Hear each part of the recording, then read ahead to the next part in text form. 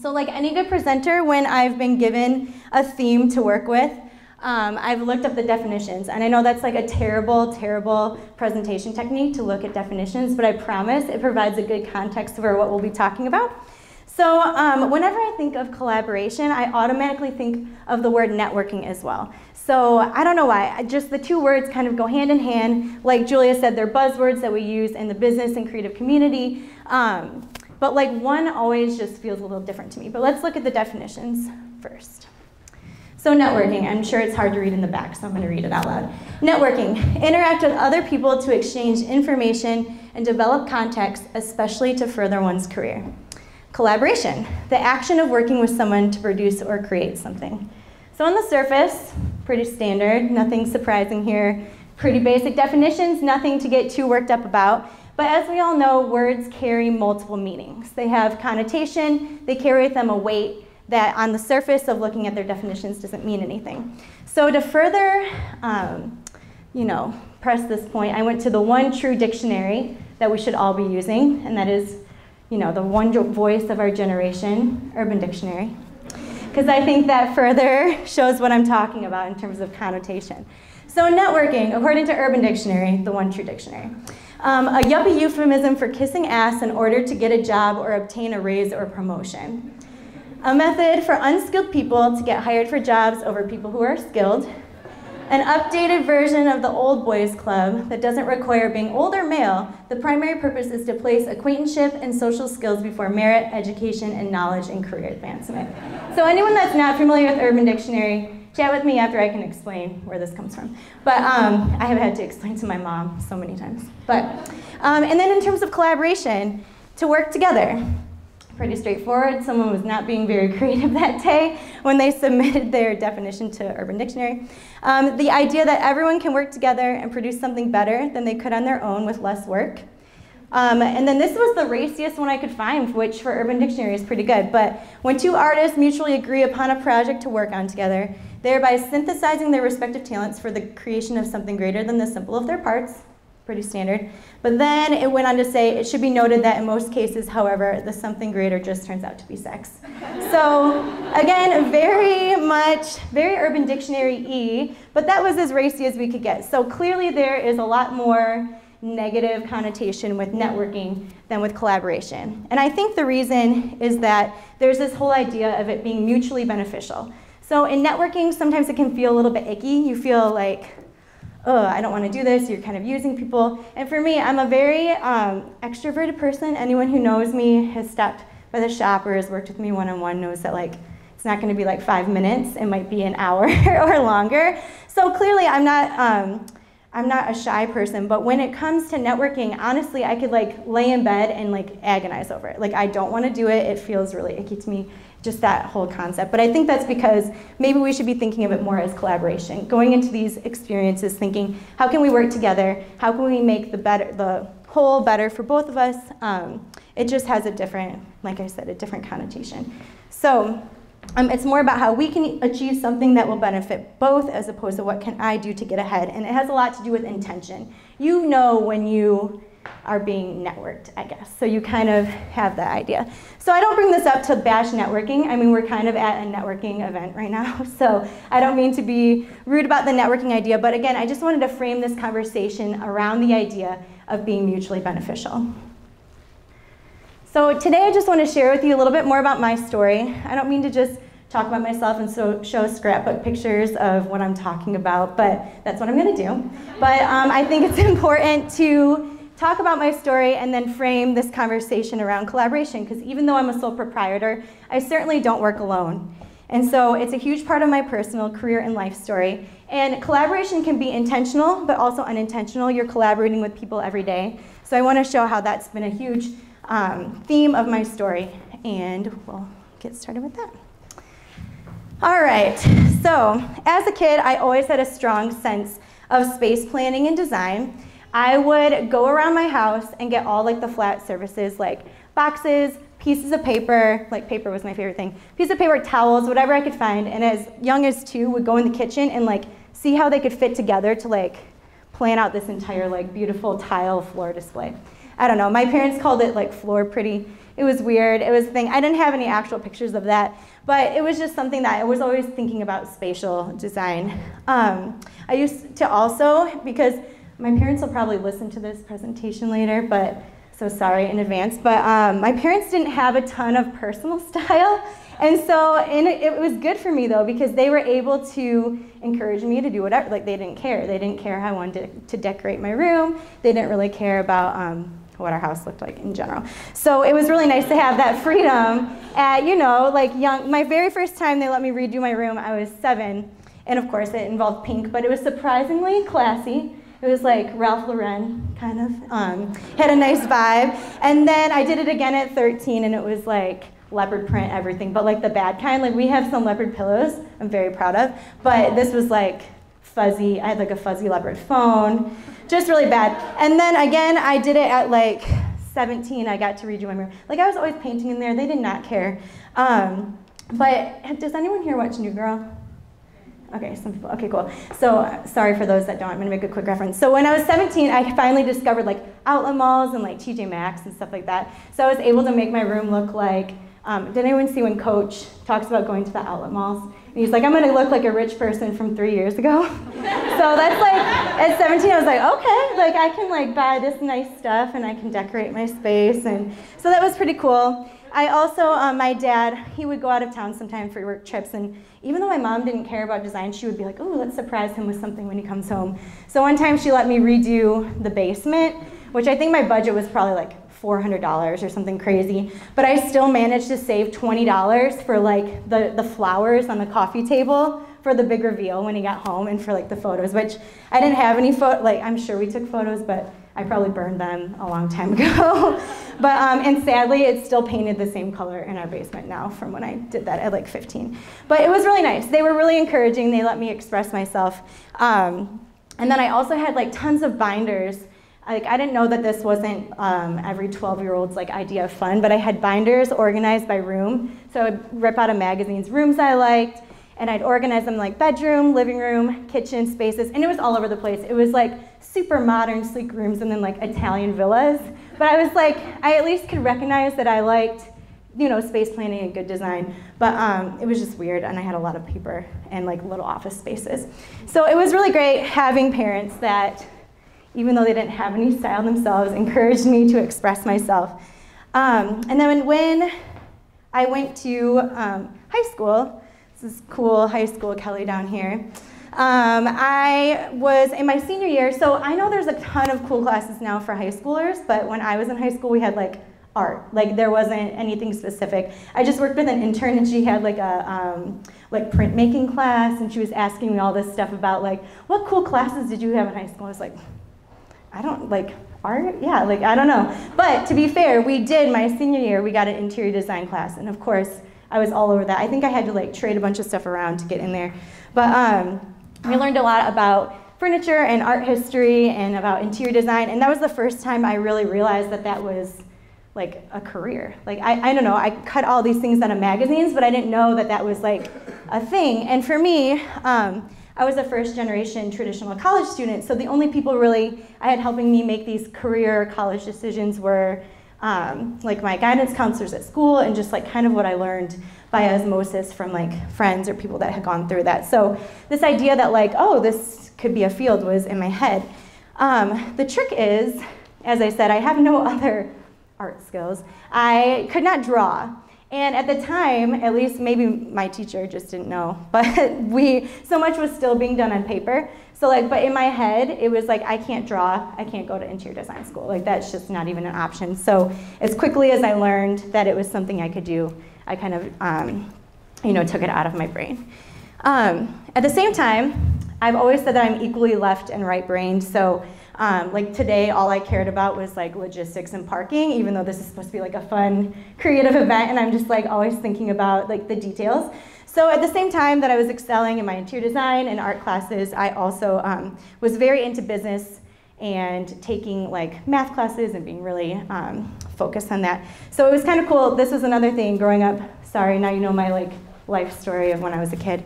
But I had a cubicle in my house, in my basement. My mom's work was getting new furniture, and she was like, oh, Kelley would love this. So she brings home a cubicle and desk and like office space, and I opened a restaurant in my basement, but mostly I didn't care about like the restaurant, even though we had menus. It was the Green Apple restaurant, by the way.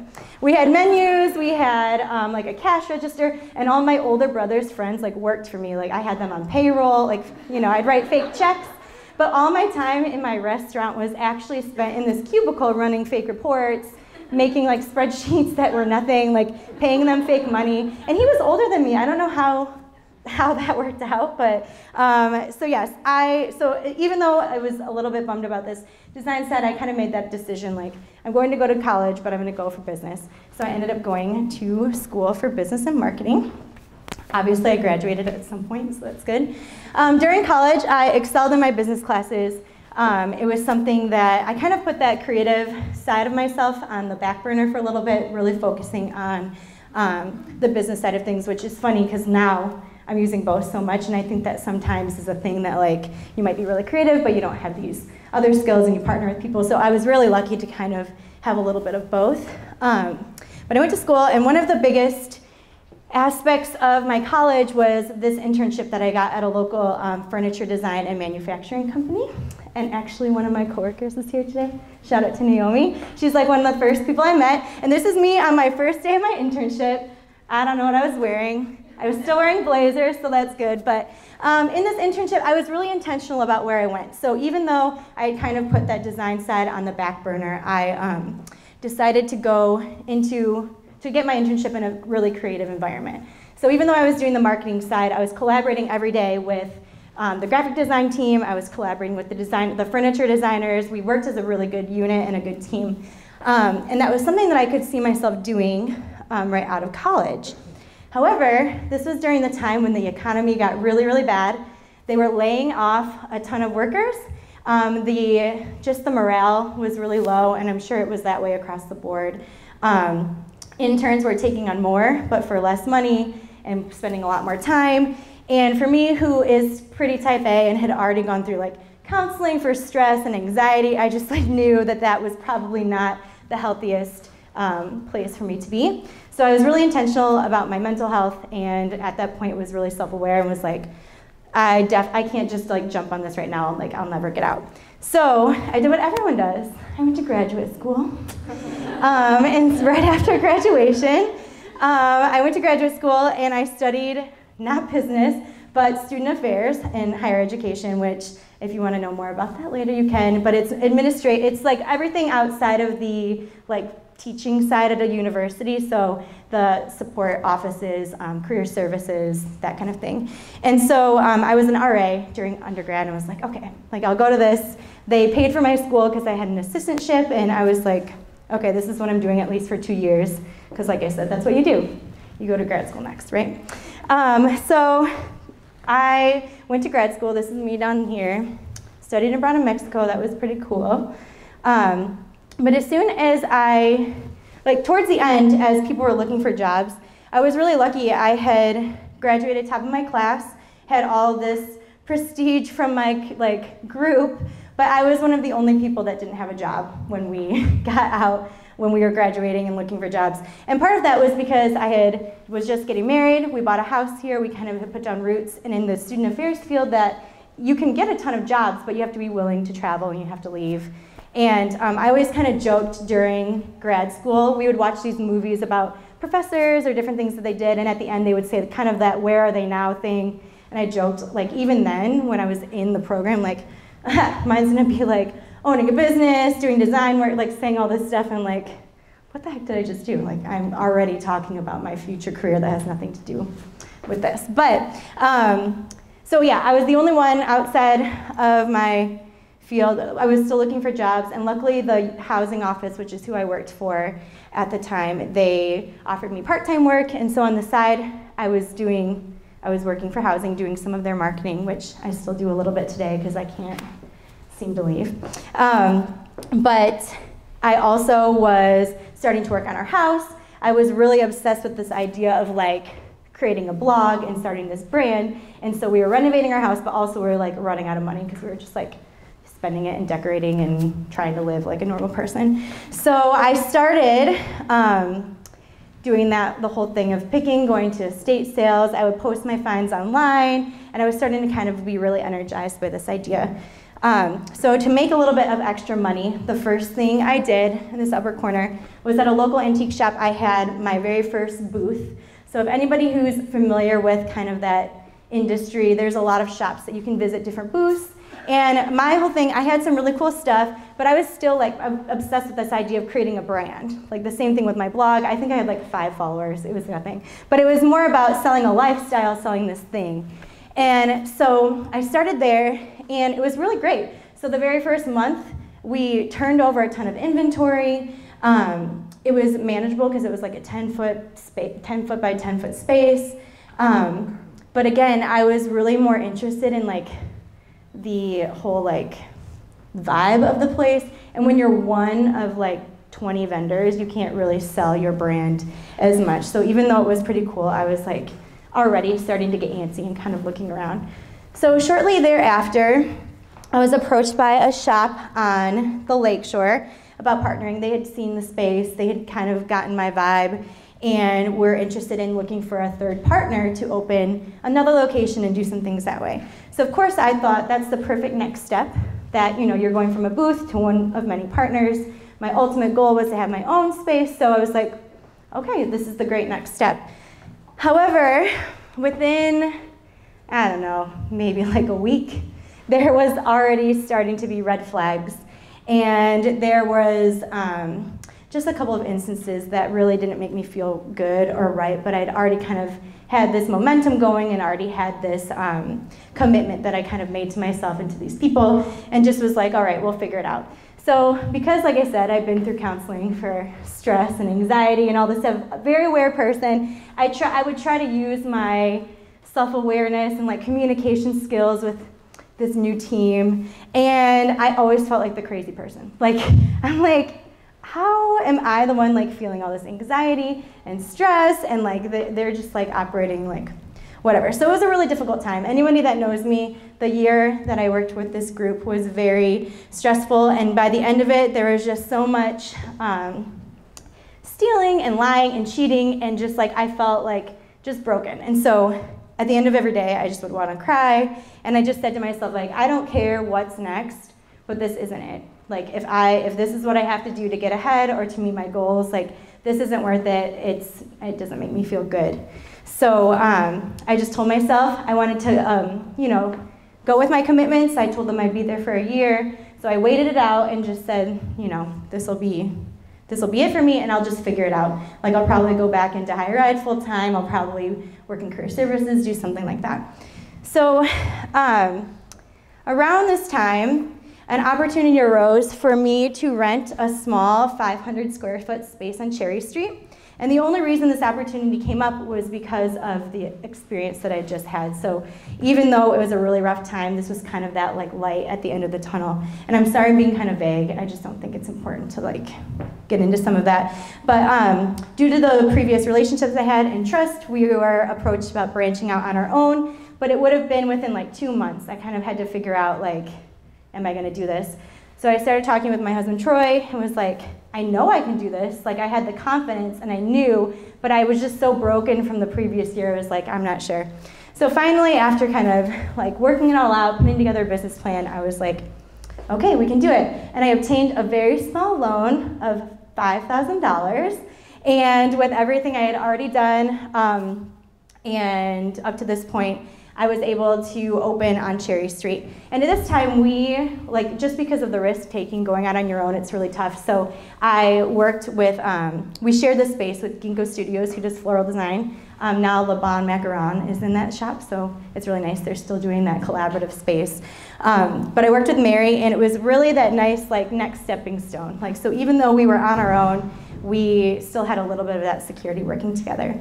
So this was finally, though, the time I could really, really show my, what I could do, essentially. So I was finally able to, show my brand. I knew, again, my ultimate goal, retail wasn't my passion, but my ultimate goal was selling this lifestyle and kind of showing what I could do, and this new space really provided that opportunity.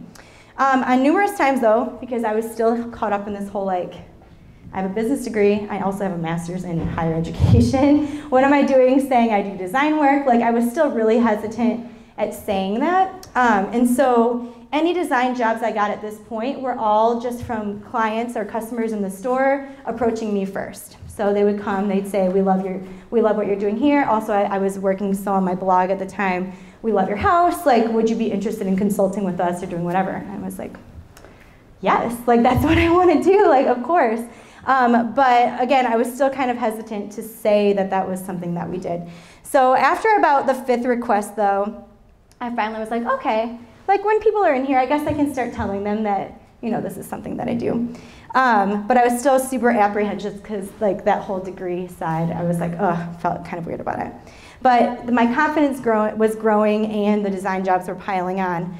So at this point, I wasn't able to provide renderings or room layouts or stuff like that. It was more innate. But I would provide mood boards, really exhaustive explanations of what we could do and recommendations. And at this point, this was working out fine for the jobs that we were kind of getting.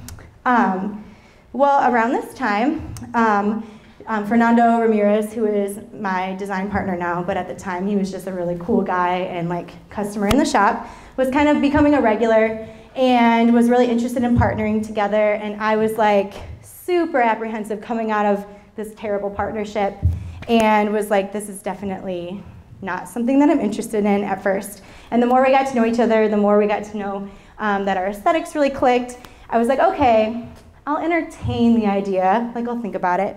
So a couple weeks later, we went to Brewery Vivant just to and I straight up was this is not anything definite, I just want to hear more about you, talk about kind of what we could do. And by the time we left, we had already come up with the next year's plan, what we were going to do, how we were going to advertise. It was a really great experience. And again, it just, that feeling that it just felt right. So this is Fernando. He's also here somewhere, so shout out to Fernando. Also, we just took this picture this week. We've been working together 2 years, and we took one yesterday. So we quick split it in before the presentation. So this is not a history picture. This is from yesterday. But once Fernando came in, we were really able to provide renderings for clients, room layouts, and it really just took what I was already providing to the next level because his strengths were really able to outweigh my weaknesses and give both myself and the business more confidence to go on. Sorry, this is long-winded. But okay, about after 2 years on Cherry Street, it was becoming apparent that the shop was being profitable and successful. We couldn't keep things in the shop. We posted on Instagram, they'd be sold the next day. Things were moving over. But again, like I said, retail wasn't my plan and wasn't my passion. And so it was really being weighing on me and being a bottleneck for all of the design services. So when you work in retail, anyone here knows you're kind of tied to that desk, and people are coming in and out and you're very distracted. So it was really taking away from the time that I could be spent either finding more and helping bring that in or meeting with clients. So about last year, I was kind of thinking and being more clear with my goals, and I was saying, what can I do? Because this is not sustainable. Because I was going every day, 18 hours a day. So what's next? So I started researching other design models. There's a lot of people that sell retail items strictly online. So of course that would give me more time out in the field. But then you're still not really selling your brand or your lifestyle. I kind of liked that idea of having a place where people could go. And so I was kind of looking at these different ideas and figuring out how can I make a hybrid of this. So when I was starting to think about this, I reached out to people in the community that I trusted, because I didn't want to like make some crazy announcement till we knew. And I just said, when the right space comes along or when the right time comes, because I have a plan, you know, we'll be ready to go. And it was just the way people were shopping was changing. It just didn't make a lot of sense.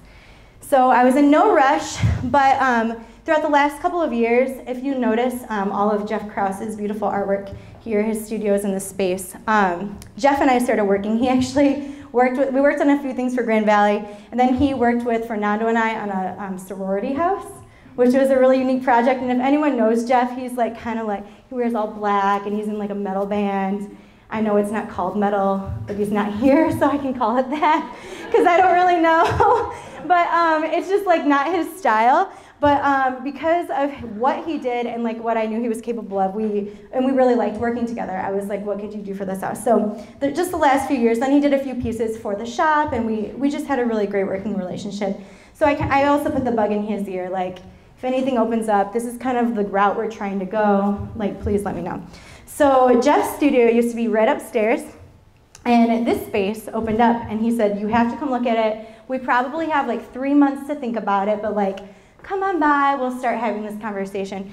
So I'm like, sure, we come by, we talk to the landlords, we're like, oh, this is great. Like, I'll have time to let Mary know because we were sharing the space. I'll have all this time, we can figure it out. What sold me on was that front entryway, the fact that it really like set the tone for coming into the space. That was important to me. So I was like, yeah, that's the right space. Like, we just need to make it happen. Well, then 2 days later, we found out that like we had a day to decide because someone was ready to rent. And so the good thing is because we had a plan and it felt right, we were like, okay, we got to do this. So anyone who in business knows it's bad to like carry a lot of like numerous rents and a lot of like, you need your cash flow going. So luckily it was during the holidays, so we had cash flow coming in, but we could not like afford to carry numerous rents at one time. So we had to turn this place over really quick. So the space you're in right now used to look like this. So this view here is the same as this view on the right. We had to build out all of these walls. Don't worry, we worked with a contractor. They're structurally sound, you're safe. We had to redo all of the floors because I don't know if you can tell, but like part of them were finished, but the rest were just like a bare wood. We had to paint the yellow walls. We just had a ton to work on. But within 3 months and sleepless nights, we opened on the 8th of March.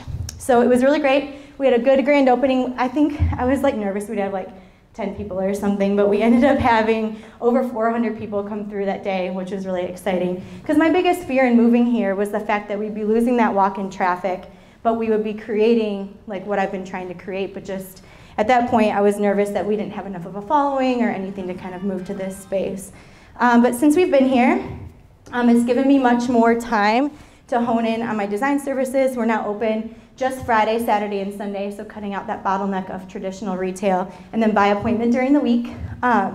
Just in all honesty, like that was a huge risk. The nice thing is when you look at our sales, retail is definitely lower. I mean, that's just what happens when you move to like the middle of nowhere. Especially for Grand Rapids, people, I don't know, people come down here and they're like, this is sketchy. I'm like, it's literally 1 mile from our old space, but it just has a different vibe. I kind of joke, I'm like, there's like 7 ways to get here and none of them are glamorous. Like there's not like one way that we could get you here where you'd feel like safe, I guess. I don't know, it's safe, it's fine. My dad was like testing all the doors. Like when he came to visit, I'm like, we're good, Dad, you need keys. But yeah, so the retail side has definitely lessened, but it's still a passion of mine, and it helps keep the lights on, honestly. And so each week we are still posting what's new, bringing new things in, but it's also opened up a ton of time during the week to be meeting with clients, finding better product for the people that are interested in retail. And I know that Jeff has been super successful since the move because he finally has a place to really display what he does. So that is, it was really nerve-wracking, but it positioned us kind of for our plans to come. Okay, that was a lot of information about me, and I feel really rude talking about myself for so long, but I didn't give this to you to bore you or just to like talk about me, but it was really hard to separate my thoughts on collaboration without providing a context for which to see kind of the lessons that I learned, because nothing operates in a vacuum.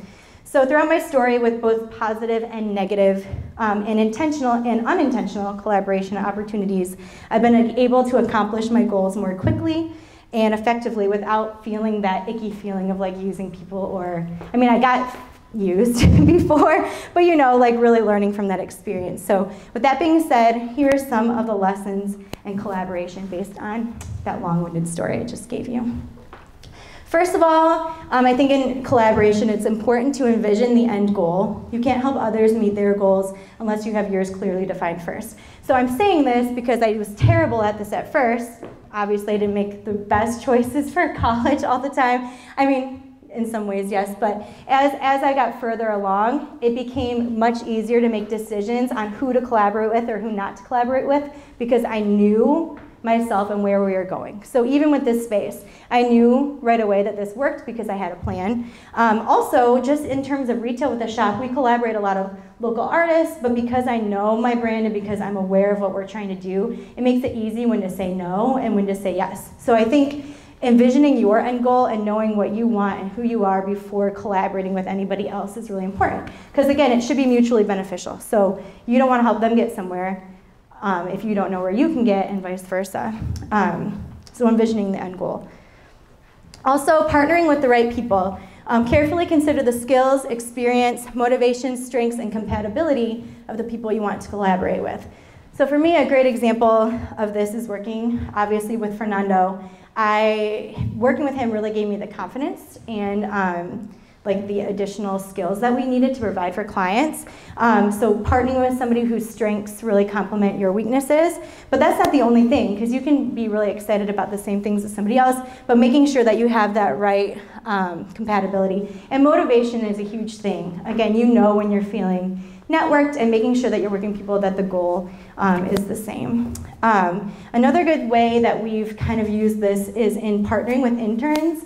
I don't know if a lot of people here work with interns, and I don't know if this is my higher ed side coming out, but I'm really intentional when I have interns on like their learning objectives and figuring out what they want to get out of the experience, but then also being beneficial for us. So a good intern for me to work with, our last one was a graphic design intern. Because again, that is something I'm terrible at, but they got the vision and we could work together. I also, when we were on Cherry Street, we had a really nice window that we had to display all the time. And even though I'm good at like obviously putting rooms together and doing design work, I'm not the most crafty person. So she is now doing work for Anthropologie, doing visual merchandising. But at the time she was working with me, and she could do all of like the crafty, crazy ideas that I'm like, all right, I'll just put the furniture in. So even in partnering with interns, that was a really great way. And kind of on that idea of compatibility, Jeff and I too, I don't think a couple years ago it would have been something that I was quick to jump into and working with him, but after developing that relationship for a couple of years, it was really an easy transition working here, trusting each other. I mean, we pay the same rent, we do stuff like that, so we're kind of tied to each other now financially too, so making sure that we are compatible and we trust each other. Listen to your gut. Cut ties in a collaboration when it's toxic or becomes one-sided. Obviously, the biggest part of my story is when you know when it doesn't feel right. You know when you're feeling networked. You know when, like in that example, I kind of realized that I was being used more to like pay the rent or do kind of like grunt work when it was like I wasn't being valued and I wasn't being encouraged. So cutting ties in a collaboration. This doesn't have to be some like crazy negative thing. It's just being honest with the other person and making sure, I mean, it can always go back to talking about the goals, like this is not helping us both achieve our goals, but knowing when to say no. I used to read a lot of like Strengths Quest stuff. I don't know, it was crazy. Like I said, I wanted to go maybe into career services, so all the personality, Myers-Briggs, Strengths Quest, all that was really interesting to me. And one of the things I was reading in this Marcus Buckingham book, because I would go to the library and check out like 10, was about, like I remember it just really resonating with me that sometimes it matters more what you say no to than what you say yes to. And so I think that this really resonated with me of just like listening to your gut and knowing when to say no. Work with integrity and respect. Be aware of both your verbal and nonverbals. Don't miss deadlines, be honest, and always do your best work.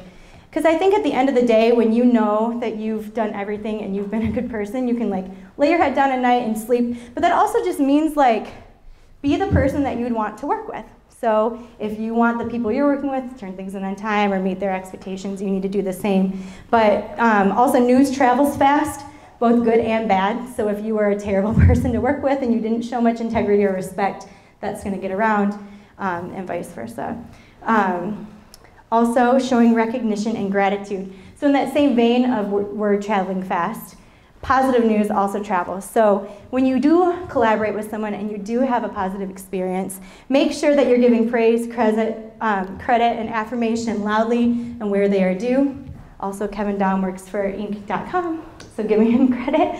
But that way you are showing this recognition and gratitude. So that might be on, it doesn't just have to be on your Instagram, but that's a great way. If you're working with somebody and you're collaborating, showing that respect, but also when you're giving them praise, it's usually mutually beneficial. They're giving you praise, and then more opportunities arise from doing so. And it just makes you feel better about it, like you're singing their praises. And in that vein, we work with a lot of great people in this shop. We've collaborated in the new space with a lot of local artists. Also with Guild Nines, they do some fabulous credenzas and benches and stuff that we have in the studio. And so it's just really awesome whenever we get a chance. We like to highlight people that we work with just because we love it. So showing recognition and gratitude. That is all I have for you. Obviously I could talk all day because I'm very long-winded, but I think it's now time if you have any questions for me or, I don't know. Sure. Okay. So let's first give Kelley a round of applause for her excellent talk.